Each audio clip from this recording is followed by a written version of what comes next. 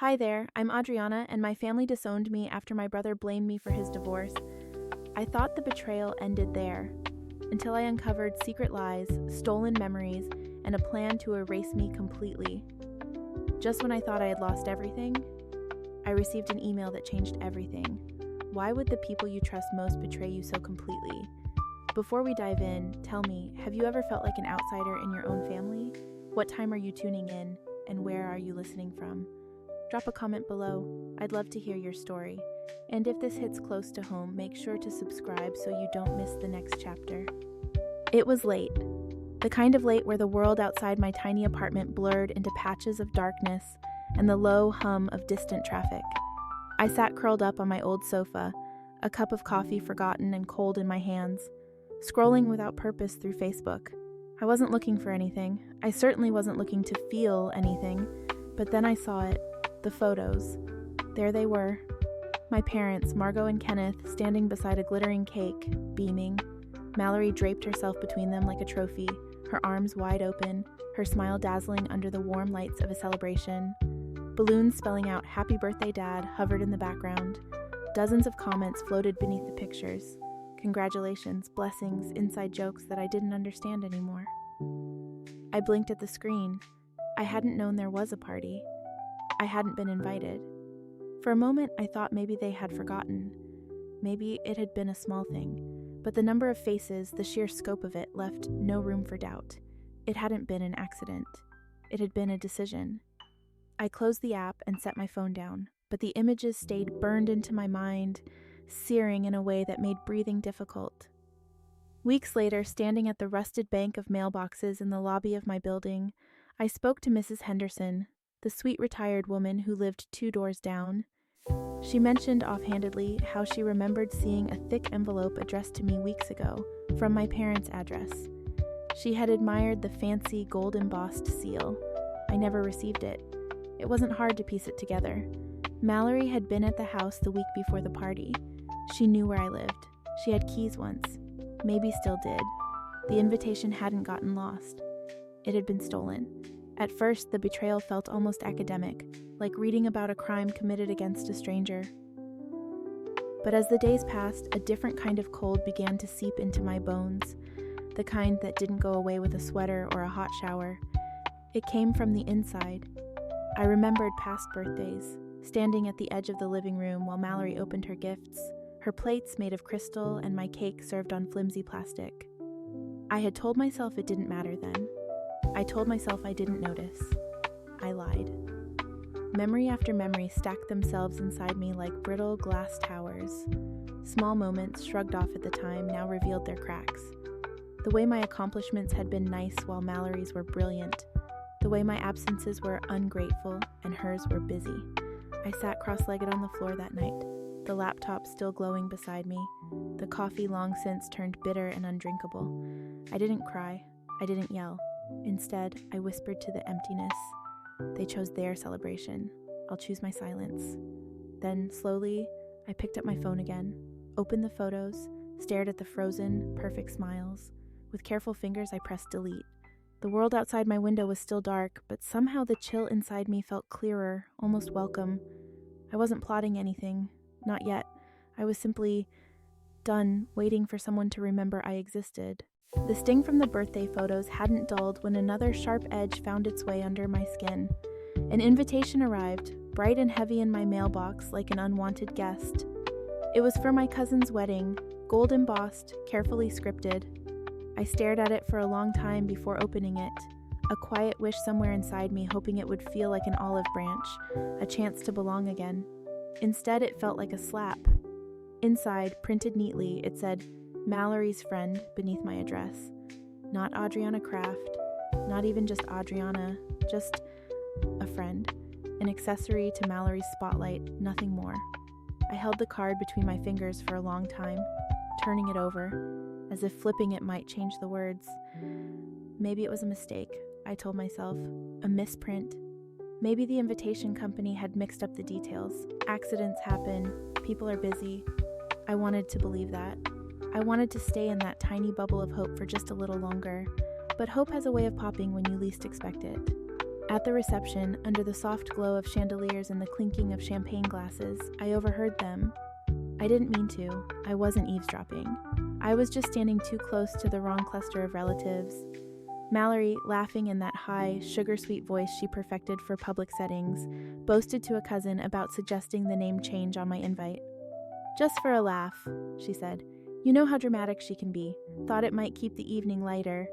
They giggled like children pulling a prank, completely unaware or uncaring about the weight those small, careless words carried. It hadn't been a mistake. It had been intentional, cruelty disguised as humor. The room felt smaller then, the air thinner.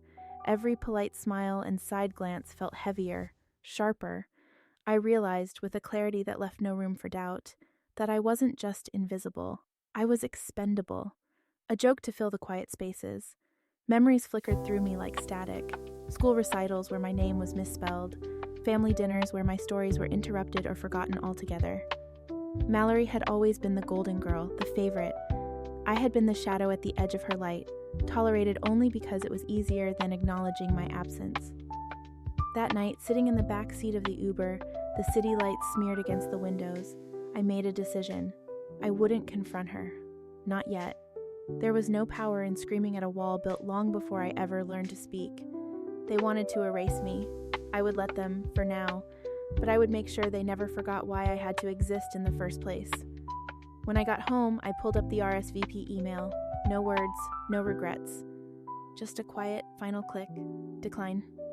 The laptop closed with a sound louder than it should have been in the empty apartment. The cold came up through the concrete as I lay there, breath fogging in the air, pain blossoming sharp through my ankle. Snowflakes drifted lazily around me, indifferent to the smallness of my existence curled against the sidewalk. My grocery bag had split, scattering a pathetic trail of oranges into the gutter. My first instinct was still to call her.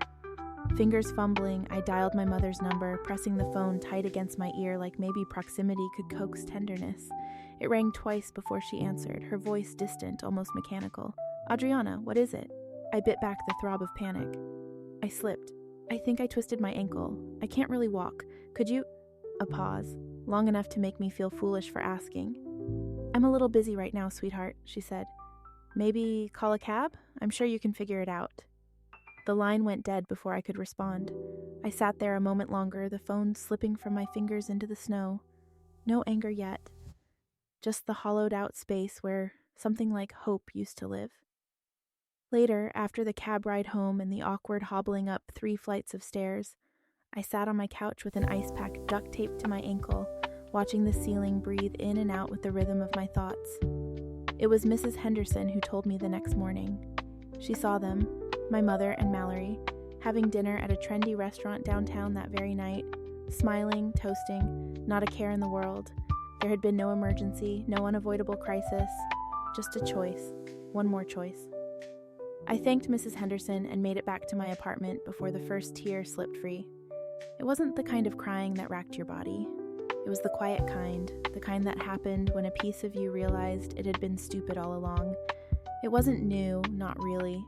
The memories stacked themselves up without permission. School plays where Mallory got a bouquet of roses and I got a single, lukewarm clap. Birthday parties where her name was spelled in icing and mine in frosting that smeared halfway down the cake. College acceptance letters met with distracted nods. Job promotions ignored in favor of Mallory's new Pilates class. It hadn't started last night. It had started long before I ever thought to ask for help. By the time evening settled back over the city, I sat in my tiny kitchen, the kettle whistling shrill and forgotten. I looked at my phone for a long time. Her number glowed on the screen. I pressed down until the option to delete appeared, hovering like a dare. And then I did it. The screen blinked, the contact disappeared, and the space it left behind was almost beautiful in its emptiness. For the first time in a long time, there was no one left to call, and strangely that realization didn't break me. The call came on a Wednesday afternoon, slicing through the heavy silence of my cluttered apartment. Papers were scattered across the kitchen table, bills, overdue notices, unopened junk mail that I no longer had the energy to sort. I almost didn't answer. Maybe I shouldn't have. "Miss Kraft?" The woman on the other end sounded cautious, rehearsed. We're following up regarding some outstanding balances from your recent loan applications. I blinked, sitting straighter. What loans? There was a pause, then the slow, painful unfolding of a truth I hadn't seen coming.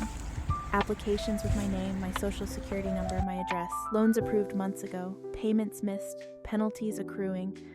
I denied everything, of course. It wasn't even a question in my mind. But as the bank representative calmly read off the details, something colder than fear began coiling inside my chest. Later, hunched over my laptop, I combed through every document they sent.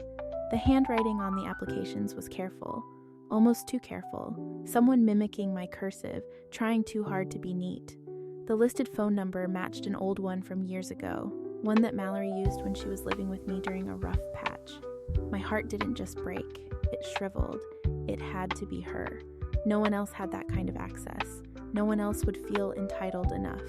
Scrolling mindlessly through social media later that night, the betrayal sharpened. There she was, Mallory, posing poolside at a luxury resort, cocktail in hand, tagged at 5-star hotels, spa retreats, exclusive shopping districts, all dated within the last year, all matching the timeline of the stolen loans. She hadn't just stolen money. She had stolen experiences, moments, memories that should have belonged to someone who earned them. My hands trembled, not with grief anymore, but with something cleaner, hotter. I wasn't just hurt, I was angry. There was no righteous confrontation, no screaming match in a crowded living room. No one to witness the moment I decided that I was done letting them define the terms of my existence. Instead, I opened a new folder on my desktop, labeled it neatly, Evidence. Started downloading bank statements, screenshots of posts, archived emails from the loan companies. I wasn't going to fight with words. I was going to fight with proof. Sitting at my kitchen table, surrounded by the paper shrapnel of a life I thought I was building honestly, I filled out the first fraud report. My handwriting didn't shake this time. My signature, steady and deliberate, sealed the page. The kettle whistled behind me, but I didn't move to silence it. I let the sound fill the room, a thin, steady scream for all the things I would never get back, and for everything I was finally willing to take back for myself. I shouldn't have gone. I told myself it would be different, that I could keep my distance, float on the surface without letting them drag me under again. It was just a family gathering at the community center, safe, neutral ground. I parked 2 streets away and walked through the chill, my breath a ghost in the air. Inside, the hall buzzed with chatter and clinking glasses, the smell of catered food mixing with the sharpness of cleaning solution, round tables draped in white linen, balloons straining toward the ceiling. It could have been anyone's celebration. It could have been mine once, if things had been different. I smiled politely. I stayed near the edges. I survived the first hour by laughing at jokes that weren't funny and nodding through small talk that made my skin itch. And then Mallory found me. She was magnetic, as always, pulling a small crowd with her laughter. She draped an arm around my shoulders with a kind of practiced familiarity that made my stomach knot. "You know, Adriana," she said, her voice carrying across the table, always so intense. "We never know if she's going to throw a tantrum or start quoting therapy jargon." The table chuckled awkwardly, eyes darting toward me, then away. Mallory grinned wider, squeezing my shoulder a little too hard. Bless her heart, she's just always been sensitive. I felt it, the shift, the tiny recalibration of the room's temperature. I wasn't a guest anymore. I was a spectacle. I excused myself to the restroom, hands trembling, heart hammering against my ribs. In the mirror, I looked like a stranger, pale, eyes too bright, mouth set in a line so tight it ached. I should have left then, but I stayed long enough to hear the whispers start. Over the next few days, the damage spread like oil slick on water. Texts went unanswered. Calls went to voicemail. Muted conversations stopped when I entered the room. An old co-worker mentioned too casually that she'd heard I was having some kind of breakdown. I traced the rumors back, quietly, methodically. The common thread was always Mallory, smiling, sympathetic Mallory, shaking her head sadly and planting seeds of doubt wherever she went. It wasn't just a few careless words anymore. It was a campaign. One night, sitting at my kitchen table under the brittle hum of the overhead light, I realized something cold and sharp had settled inside me. I wasn't fighting a misunderstanding. I was fighting a machine built from my own blood, and I was tired of losing. Without ceremony, I opened my phone and left every family group chat. Deleted numbers, blocked accounts, no farewell messages, no explanations. They hadn't offered me any when they erased me. I owed them nothing more. Just as I set the phone down, it buzzed once. An anonymous number. "You know you're the crazy one, right?" I stared at the screen, the words blurring for a moment. Not from tears, but from something colder, something cleaner. This time there was no collapsing in on myself. There was only a kind of stillness, a quiet clarity that whispered, "Let them think what they want. Let them choke on their lies." I wasn't playing their game anymore. The chair in the lawyer's office was too stiff, the room too silent except for the faint clicking of the ceiling fan. I sat with my hands folded tightly in my lap, pretending the trembling was from the cold outside, not from the knot that had lodged itself in my chest. Mr. Halbrook, a man with kind eyes and a quiet way of speaking, pushed a folder across the desk toward me. Inside were documents, neatly signed, notarized, official. "You were removed from any claims to the estate," he said softly, as if saying it gently might make it hurt less. The ink was barely dry. I flipped through the pages with detached fingers. Asset transfers, property deeds, stock reallocations, all of it. Everything that was supposed to be split evenly someday moved quietly, swiftly to Mallory. Not a mention of me, not even a token gesture. I should have felt surprise. Instead, there was only a hollow sort of confirmation, like finding a crack in a wall you already knew was rotting. "When did this happen?" I asked, my voice sounding smaller than I intended. He checked the paperwork, frowning slightly. "Roughly 2 weeks after you moved out." Moved out, a tidy euphemism for being cast out without ceremony. I stared at the polished surface of his desk, the reflection of the fluorescent lights blurring into a cold smear. They hadn't just been hurt or angry when they turned me away. They had been efficient, strategic. Removing me wasn't an emotional explosion, it was a calculated clearance. I thanked Mr. Halbrook and left, the folder heavy under my arm even though it weighed almost nothing. That night, I sat in the kitchen with a cup of untouched tea cooling between my palms. The memories came, uninvited and sharp. My father teaching Mallory to drive while I watched from the window. The way my mother bought Mallory her first designer purse when I graduated college with nothing but a handshake. It was never accidental. It had always been deliberate. I didn't rage, not outwardly. Rage was wasted on people who considered me collateral. Instead, I moved carefully, methodically. I made copies of every document. I stored backups on a flash drive I tucked inside a hollowed-out book on my shelf. I started drafting emails, not to them, but to the places that mattered. The trust administrators, the family lawyer's supervisor, the associations my parents still clung to for their social standing. Not yet, not now, but when the time came, I would be ready. Before bed, I slid a manila envelope into the bottom drawer of my desk. On the front, in tidy block letters, I wrote, "Just in case." My fingers lingered on the paper, tracing the edges like sealing a promise. Not of vengeance, of survival. The letter arrived on a Monday morning, tucked neatly between a credit card offer and a grocery flyer. A cream envelope embossed with a firm's name I recognized only faintly, my family's lawyer. Inside was a formal invitation, framed in language so polite it cut sharper than any insult. A family discussion regarding future estate management, and a request for my attendance at a meeting scheduled at their downtown office. No explanations, no options. The conference room smelled of stale coffee and polished floors when I walked in. Mallory was already there, seated at the end of the long table like she owned it. My mother, Margot, adjusted her scarf with tight, practiced fingers. My father, Kenneth, kept his eyes fixed on the window, studying the traffic 3 floors below. A man in a crisp suit greeted me and handed me a folder thick with documents. I didn't have to read far to understand what they wanted. A clean severance, a signature forfeiting any future claims to what would have once been partly mine. All presented, of course, as an act of kindness, for the sake of harmony. Mallory's smile was almost tender when she said, "It's just paperwork, Adriana, no hard feelings."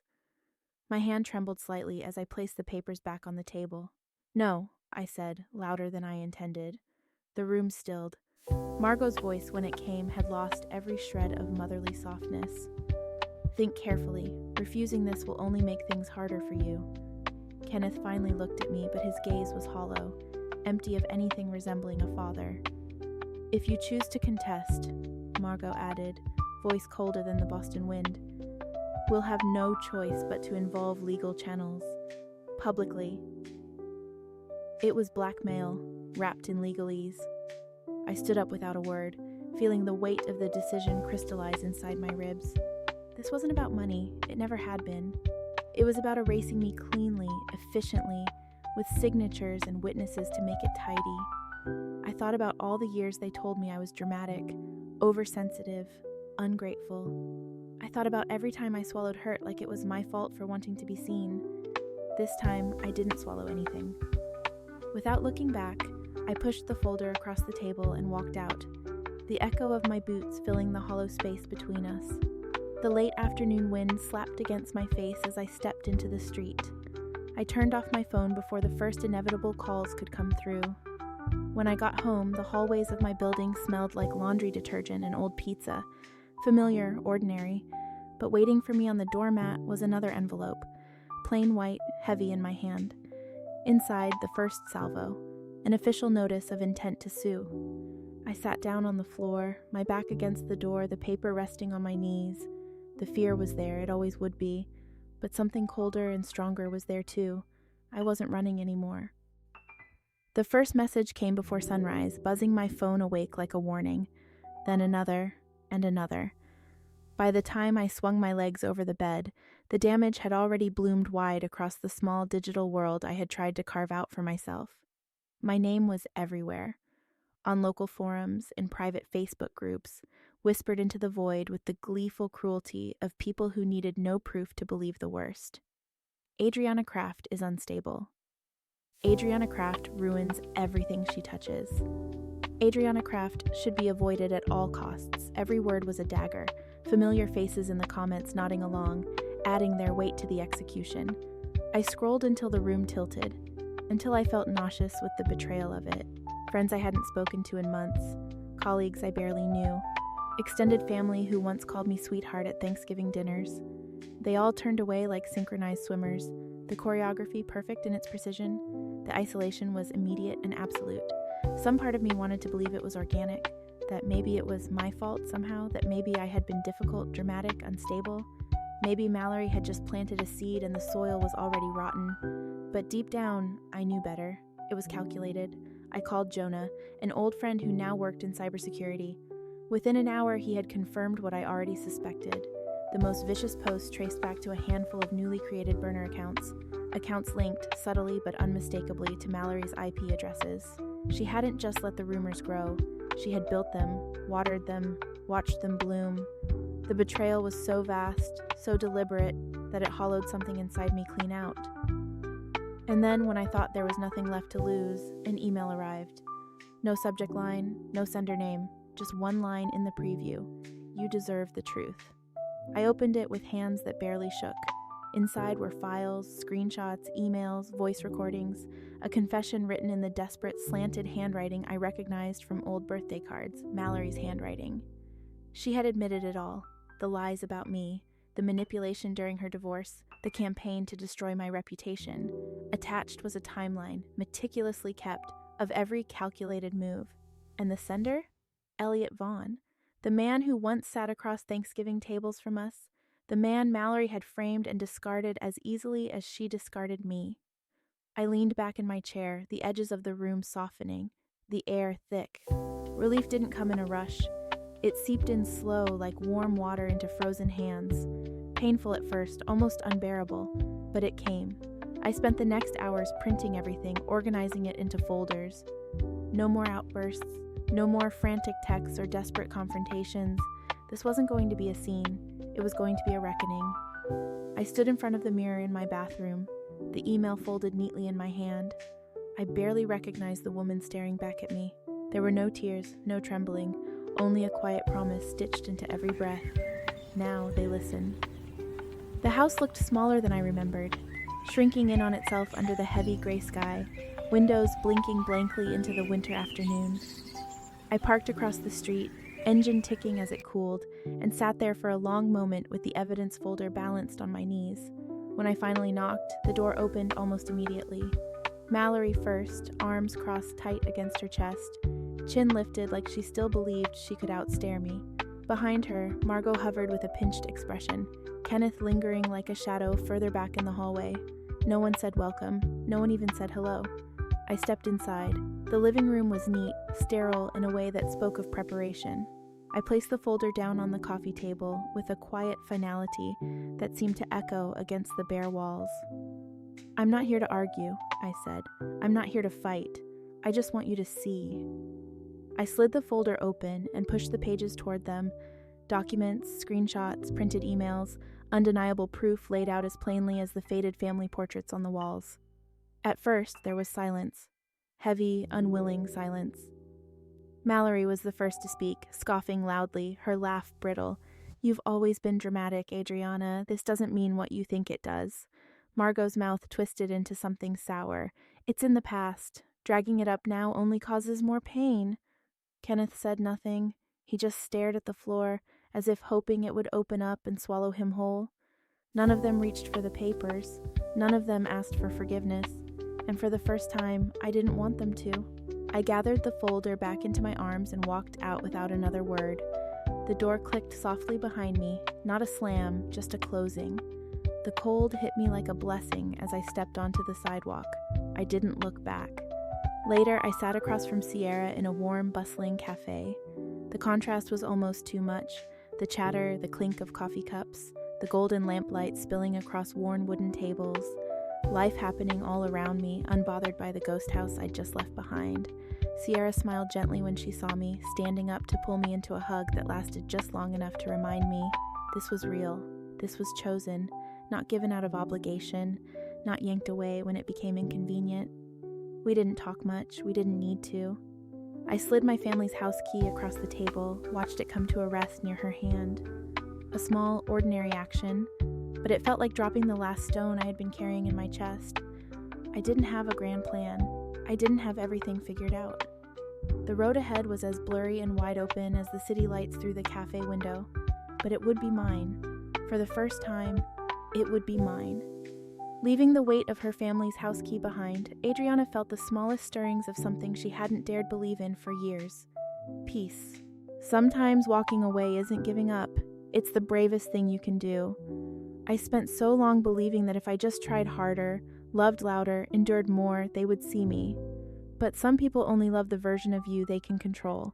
Choosing myself wasn't easy. Healing isn't linear. Some scars don't fade, they just stop hurting when you stop pressing on them. If you've ever felt unseen, unheard, or unwanted, know this. You are allowed to choose peace over chaos. You are allowed to start over without permission. Your worth isn't measured by the people who failed to see it. Now I want to hear from you. Have you ever had to walk away from someone you thought would always be there? How did it change you? Drop a comment and share your story. Let's build a space where healing is honored and new beginnings are celebrated. If this story touched your heart, leave a in the comments or tell me where you're watching from. And if you want to hear more stories like this, don't forget to subscribe to the channel. Your next chapter might be closer than you think.